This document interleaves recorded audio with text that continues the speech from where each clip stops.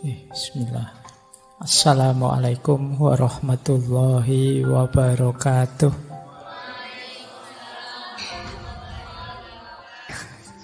Ya, padahal mukjizat itu peristiwa luar biasa yang dianugerahkan oleh Allah kepada para nabi. Jadi untuk penguat dakwahnya. Meskipun kalau dalam bahasa Indonesia kata mukjizat ini rasanya umum saja. Ada orang misalnya kecelakaan sedahsyat itu kok selamat, terus beritanya ini di antara sekian orang yang tewas ada satu orang yang mendapat mukjizat sehingga dia masih hidup. Nah itu kalau tidak hati-hati kamu, wah ini jangan-jangan habis kecelakaan jadi nabi dia, kok dapat mukjizat. Tapi ya memang bahasa Indonesia secara umum mendefinisikan mukjizat itu pokoknya peristiwa luar biasa, begitu saja. Ya kalau definisi pasnya sebenarnya mukjizat itu hanya untuk nabi. Nah, kalau karomah ini untuk para aulia, orang-orang yang dicintai Allah. Malam hari ini kita membahas karomah ini saja. Mungkin lain waktu kita bahas mukjizat. Nah ini kalau karomah itu untuk para wali.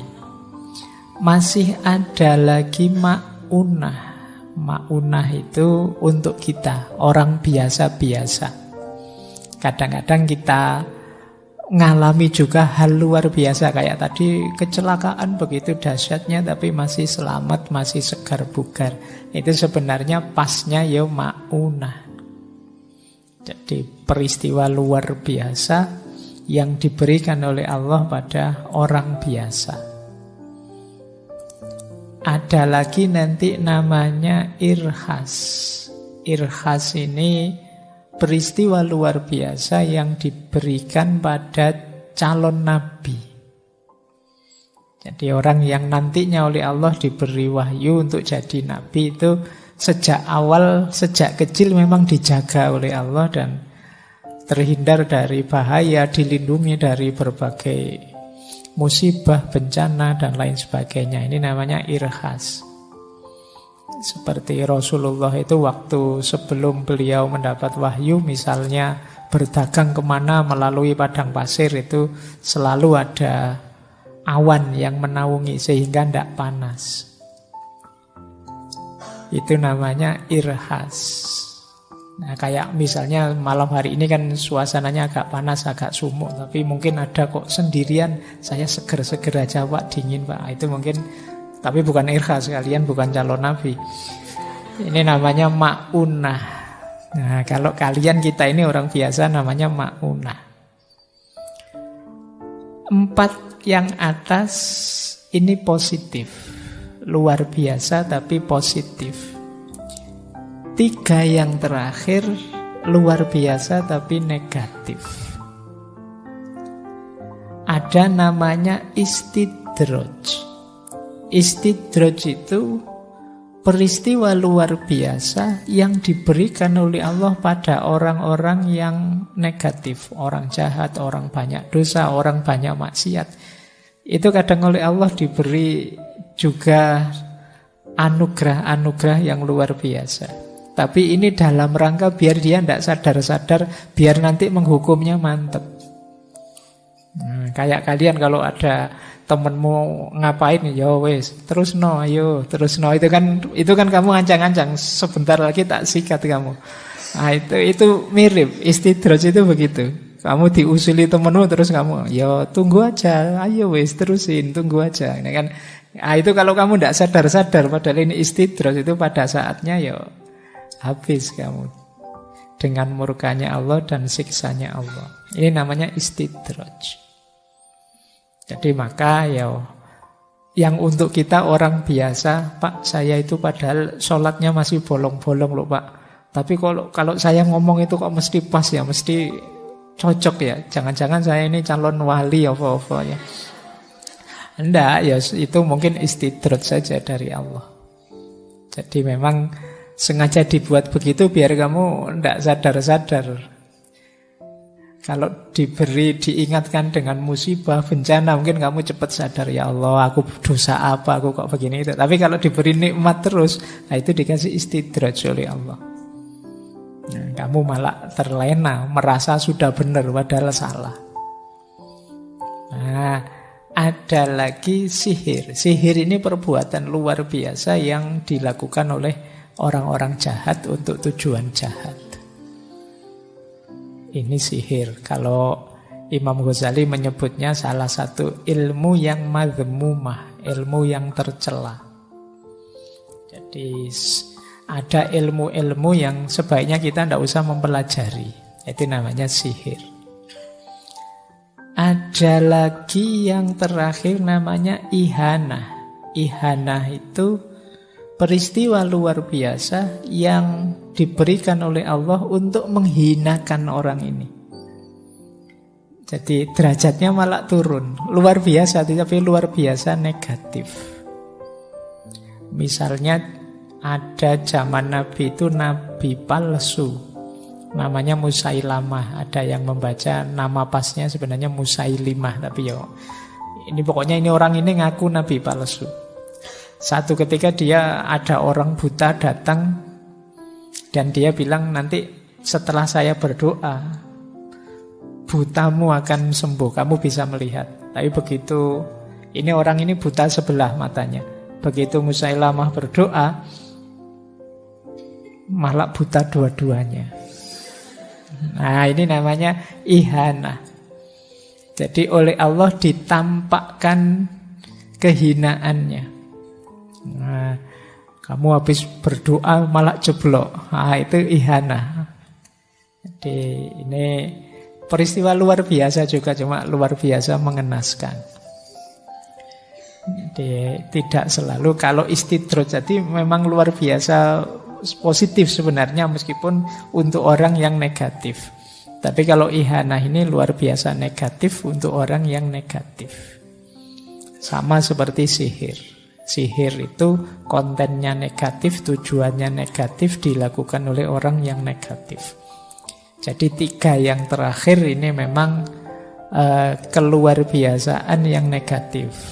4 yang atas ini keluar biasaan yang positif. 3 dari 4 yang atas ini spesial, yang 1 umum, bisa untuk siapa saja. Nah, baik. Ini peristiwa-peristiwa khawarikul adah. Jadi dalam agama diakui memang ada peristiwa luar biasa ini. Baik, kita mulai ya. Malam hari ini kita membahas karomah yang merupakan anugerah Allah untuk para wali. Secara bahasa karomah itu artinya kemuliaan. Jadi kalau ini teman-teman mestinya sudah ngerti ya. Berarti orang yang mendapat karomah itu hakikatnya dimuliakan oleh Allah. Kalau secara istilah biasanya istilah karomah ini dipakai juga kadang untuk muamalah. Untuk bidang muamalah itu karomah ini artinya orang yang dermawan. Orang dermawan itu kan mulia, suka membantu orang. Nah, kalau di bidang tasawuf ya tadi peristiwa luar biasa yang diberikan Allah pada para walinya. Nanti kita bahas sebentar apa sih wali dan cirinya itu. Definisi paling masyhur dari karomah misalnya kita ambil dari Jawahirul Kalamiyah Al-Jazairi. Kata beliau, karomah adalah perkara luar biasa yang tampak pada seorang wali. Nah, ini definisi yang di mana-mana dipakai. Atau lebih panjang lagi, sesuatu yang luar biasa yang tampak dari seorang hamba yang jelas kebaikannya, yang ditetapkan karena adanya ketekunan. Nah, ketekunan ini istiqomah. Makanya tadi saya disebut oleh banyak para wali juga kuncinya karomah itu istiqomah dalam mengikuti syariat Nabi dan mempunyai iktikad yang benar. Kalau ini definisi dari Syekh Al-Bajuri, Tuhfatul Murid. Ini belakangan sering saya sebut referensinya ya, biar teman-teman tahu, dan paling tidak nanti kalau ada yang motong-motong biar ngerti bahwa ini quotes-nya tidak dari saya. Karena banyak sekali potongan-potongan itu yang pakai nama saya, seolah-olah aku ini pinter banget, hebat banget. Wong ya cuma ngutip. Jadi semoga teman-teman tidak overestimate. Jadi tidak nganggep wah Pak Faiz canggih sekali ya kalau bikin kalimat. Wong aku cuma ngutip. Itu kebetulan yang dianu pas bagus, nanti jangan-jangan yang dikutip pas jelek ya dianggapnya wah pikirannya kok kayak gini ya, bisa begitu nanti. Maka teman-teman yang motong-motong agak hati-hati ya. Lebih lengkap, lebih bagus. Atau ngertilah caranya motong biar enggak separuh-separuh. Saya khawatirnya kayak fawailul lil musallin zaman Abu Nawas itu. Dipotong di situ saja. Wah, menurut Pak Faiz ternyata sholat itu bisa membuat orang masuk neraka. Dalilnya fawailul lil musallin. Titik terus dipotong di situ. Nah, hati-hati dengan yang motong-motong. Baik, jadi ini definisi. Ini definisinya sederhana sebenarnya.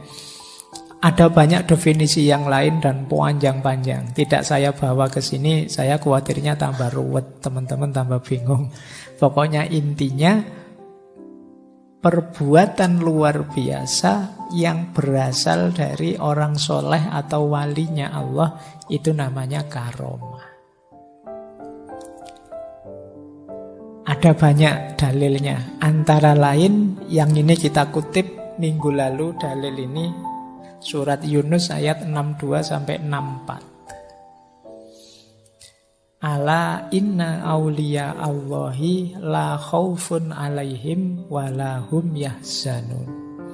Ketahuilah wali-wali Allah, sesungguhnya wali-wali Allah itu tidak ada rasa takut pada mereka dan mereka tidak sedih.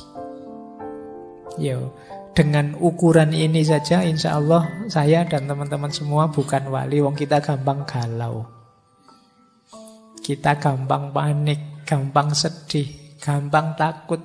Apa saja kita khawatirkan. Ya mungkin level kita memang bukan aulia. Kalau sudah levelnya aulia, karena hidup itu sandarannya sepenuhnya Allah saja, tujuan dan orientasinya Allah saja, maka batinnya mutmainnah. Sehingga la khaufun alaihim wa la hum yahzanun. Tidak ada takut dan tidak ada sedih. Alladzina amanu wa kanu yattaqun lahumul busyra fil hayatid dunya wa fil akhirah. Yaitu orang-orang beriman dan senantiasa bertakwa. Bagi mereka kabar gembira dalam kehidupan dunia dan akhirat. La tabdila li kalimatillah, tidak ada perubahan, tidak ada ganti bagi kalimat-kalimatnya Allah. Dzalika huwal fauzul azim. Demikianlah itu kemenangan yang agung. Jadi orang yang sampai level ini itu ya mencapai kemenangan agung. Jalannya iman dan takwa, cirinya tidak takut dan tidak sedih. Dan pasti begitu. Kenapa? La tabdila li kalimatillah. Tidak mungkin berubah, itu sudah janjinya Allah. Baik, paling tidak ini dalilnya. Kenapa? Aulia itu kadang-kadang memang oleh Allah dianugerahi peristiwa luar biasa. Saya lanjutkan, biar nanti bisa tuntas materinya malam hari ini. Hakikatnya karomah, ini saya ambil dari Hakim Tirmidzi. Jadi karomah itu hakikatnya 4. Yang pertama ikrom, yang kedua takdir, yang ketiga wala, Yang keempat, alamatul auliya fi dzahir. Ikram itu berarti pemuliaan. Apa sih Pak tujuannya para wali itu kok diberi karomah? Ikram, pemuliaan Allah terhadap mereka, karena kesungguhannya mendekat pada Allah, dimuliakanlah oleh Allah. Namanya ikram. Yang kedua, takdir. Takdir itu memang harafiahnya takdir, tapi maksudnya qadar. Qadar itu ukuran, standar, nilai. Takdir berarti menegaskan nilainya si wali ini. Dengan ada karomah-karomahnya itu kan orang tambah mantap, beliau ini memang wali. Itu namanya takdir. Ada peristiwa yang luar biasa yang tidak masuk akal, kok bisa dilakukan? Oh, ini berarti memang bukan orang sembarangan. Harus kita hargai dia. Itu takdir. Yang ketiga, wala. Wala itu penegasan kewalian. Kedekatan seseorang, kecintaan seseorang, ketaatan seseorang kepada Allah. Nah, ini namanya wala. Dan yang terakhir, alamatul auliya fi dzahir. Jadi penanda, penciri para wali di level fenomena, di level realitas. Jadi hakikatnya karomah apa? Ikram, takdir, wala, dan alamatul auliya fi dzahir. Dia simbol pemuliaan Allah padanya. Adanya karomah itu menegaskan nilai ketinggian makomnya, takdir, dan menunjukkan kepatuhannya, loyalitasnya, kedekatannya dengan Allah, wala, dan bagi orang lain itu adalah tanda kewaliannya. Nah, ini untuk wali ya, berarti harus diawali dengan wala tadi, upaya sungguh-sungguh mendekat ke Allah. Jadi berarti apa? Tidak ada wali tiban. Kan ada, kalau dukun tiban ada, tiba-tiba bisa menyembuhkan sakti ada. Tapi wali tiban tidak ada. Karena harus ada pendahuluannya, kepatuhan kepada Allah. Mendadak wali tidak ada, mendadak tidak ada. Ada awalan amal solehnya.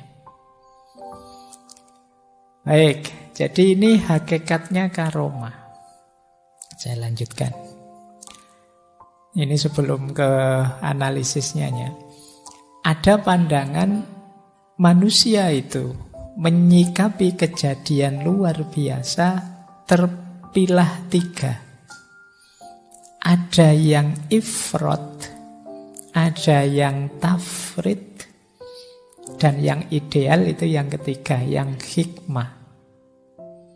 Saya tidak tahu teman-teman ada di posisi mana, karena belakangan banyak yang tidak percaya dengan yang luar biasa, yang gaib-gaib sama sekali. Ada juga yang apa-apa ditafsirkan ke sana. Jadi ada ifrat. Ifrat itu berlebihan. Jadi pokoknya orang bisa melakukan perbuatan luar biasa itu berarti walinya Allah. Kadang agak ngarang-ngarang gimana gitu. Nah, ini namanya ifrat, berlebihan. Jadi karena karomah yang dianugerahkan Allah itu ya sifatnya temporer. Suka-suka Allah, prerogatifnya Allah. Kadang-kadang kan di kelompok yang ifrat ini ya segala sesuatu ditafsirkan sebagai bagian dari karomah. Padahal ini hanya untuk para walinya saja. Kadang siapa saja bisa dapat keluar biasaan ini. Ini ifrat. Saya tidak tahu sekarang masih ada apa enggak ya. Zaman saya dulu ada majalah-majalah yang misalnya ilmu karomah yang bisa dipelajari bayar mahar sekian atau kayak gini ada. Ini agak ifrat, berlebihan. Ada juga yang tafrid. Tafrid itu Tidak percaya sama sekali. Ah, itu omong kosong saja. Ah, itu khurafat saja. Ah, itu cerita-cerita tidak masuk akal saja. Ya kalau masuk akal namanya tidak luar biasa. Perbuatan luar biasa itu mesti saja tidak masuk akal. Kalau masuk akal ya biasa saja, namanya bukan karomah. Jadi banyak juga yang tafrid hari ini. Misalnya ada kelompok-kelompok misalnya yang madhabnya saintisme misalnya. Apa-apa itu ya melihatnya sisi sainsnya saja misalnya. Di luar itu dianggap tidak bermakna, meaningless. Nah, ini kelompok tafrid. Karena kalau dalam agama itu kan realitas itu tidak hanya realitas empiris konkret, tapi juga ada realitas metafisik. Tidak hanya alam syahadah, tapi ada juga alam ghaib. Itu kalau dalam agama. Maka pandangan-pandangan tafrid kurang memadai. Ifrad juga tidak memadai. Iya, memang Allah itu menakdir, punya kuasa untuk memberi kemukjizatan, memberi karomah, memberi ma'unah pada hambanya. Meskipun tidak selalu terus-terusan begitu. Orang yang ifrad saja itu mungkin melihat segalanya qadarullah, melupakan bahwa dalam hidup ini ada sunnatullah. Orang ifrad itu nunggu-nunggu karomah terus. Kok tidak belajar mah? Saya tak berdoa saja, siapa tahu Allah menganugerahkan. Mukjizatnya saya tidak pernah kuliah, ternyata lulus cum laude misalnya. Ini ifrad namanya. Kamu nyari mukjizat terus, nyari karomah, nyari ma'unah terus, mengandalkan qadarullah saja. Nah, kebalikannya yang tafrid. Yang tafrid ya tidak percaya itu semua, pokoknya mengandalkan amalnya saja. Dua-duanya tidak positif. Yang positif apa? Hikmah.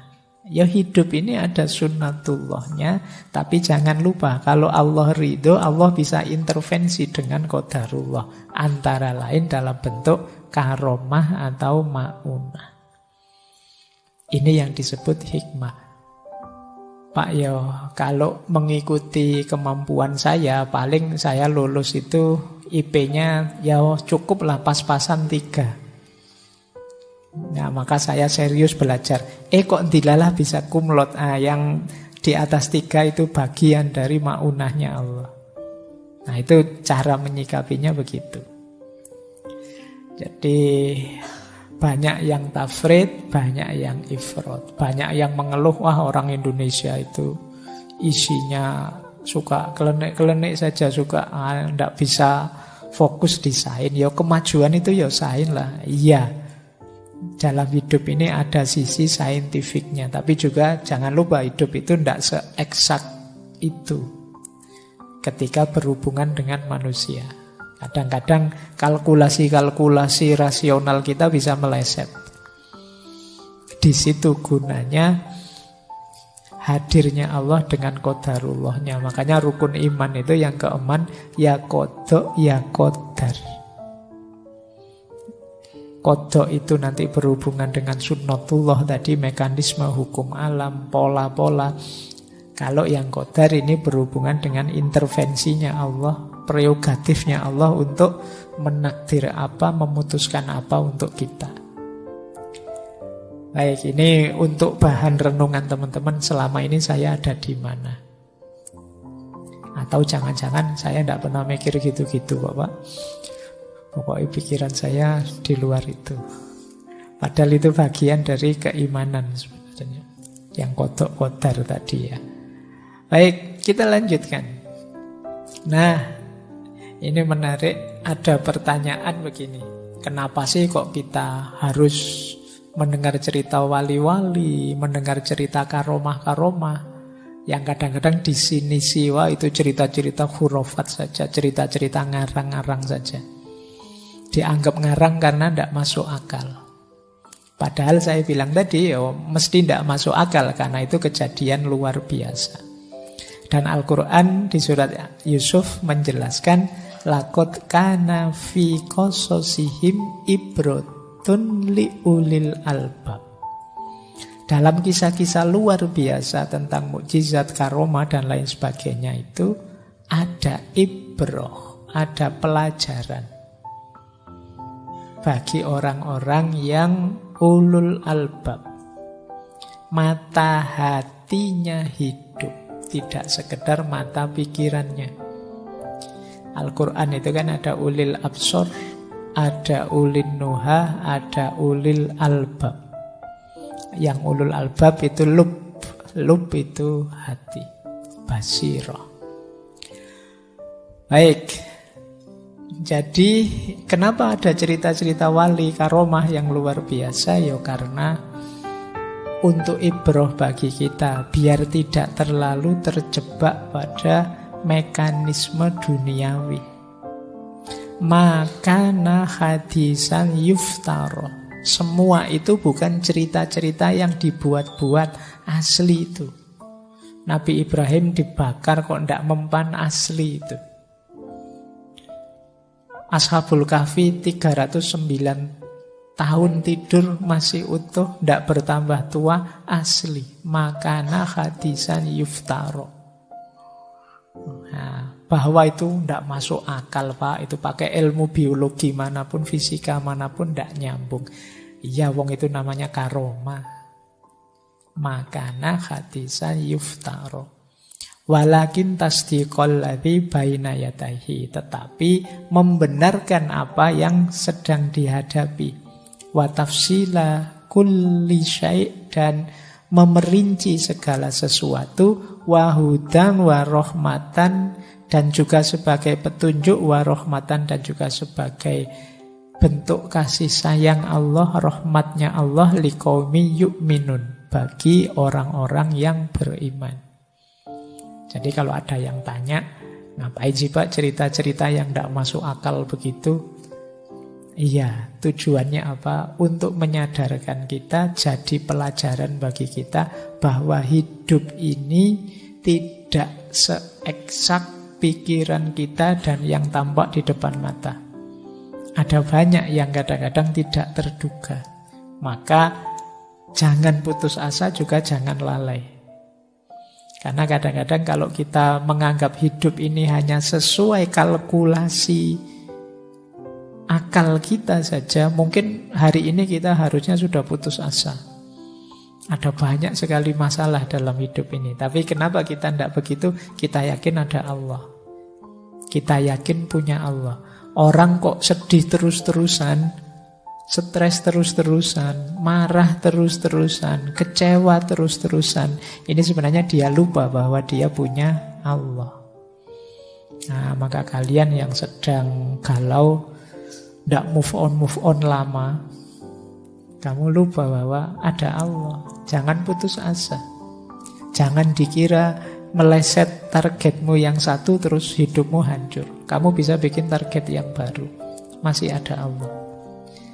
Dapat yang baru jangan-jangan lebih bagus dari yang lama.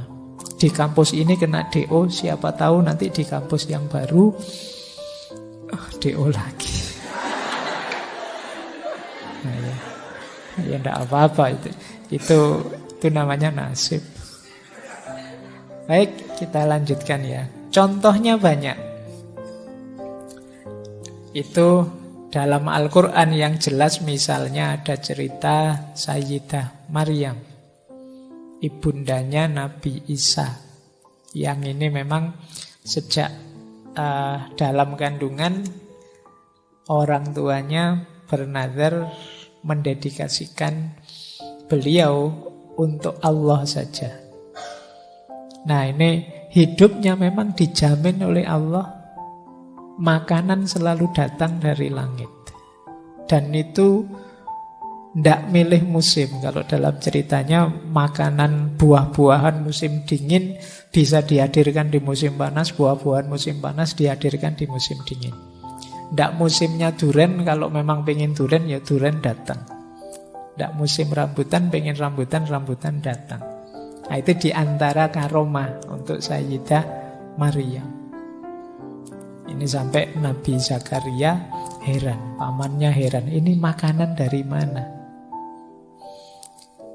Baik, ini contoh karomah. Oh, ini enak kalau kalian jadi wali dapat karomah seperti beliau ini. Kamu anak kos enak itu. Makanan ada terus. Kamu ndak mikir beli di mana, nyari kemana. Atau Ashabul Kahfi. Nah, ini yang karena istiqomah dengan keimanannya sampai dikejar-kejar bersembunyi di goa, tidur 309 tahun. Oh, itu 3 abad lebih ya. Itu kalau dibandingkan Indonesia dijajah Belanda, itu Belanda datang sampai pulang baru bangun. Ingat kan 3,5 abad itu Belanda itu. Dan itu masih muda. Bangun setelah 309 tahun pun masih muda. Jadi ini Ashabul Kahfi, itu karomah dari Allah. Atau ada cerita menterinya Nabi Sulaiman yang mampu menghadirkan singgasananya Ratu Balkis sekedipan mata, ngalah-ngalahi Ifrit. Jadi sebelum Nabi Sulaiman kedip, singgasananya Ratu Saba sudah di depannya. Ini menteri yang namanya Asif bin Burkhiyah. Ada yang bilang Asif bin Farkhiyah. Ini keluar biasaan anugerah Allah pada orang-orang yang disayangi. Dan masih banyak cerita-cerita ini. Saya tadi membayangkan, saya tak cerita-cerita aja apa ya malam hari ini. Wah, nanti kalian tambah ngantuk. Jadi insya Allah cerita-cerita kalian ngerti semua lah. Malam hari ini kita agak mendalami konsep-konsepnya. Apa itu yang dimaksud karomah. Baik, kita mulai mendalami tanda-tanda karomah dan maksudnya.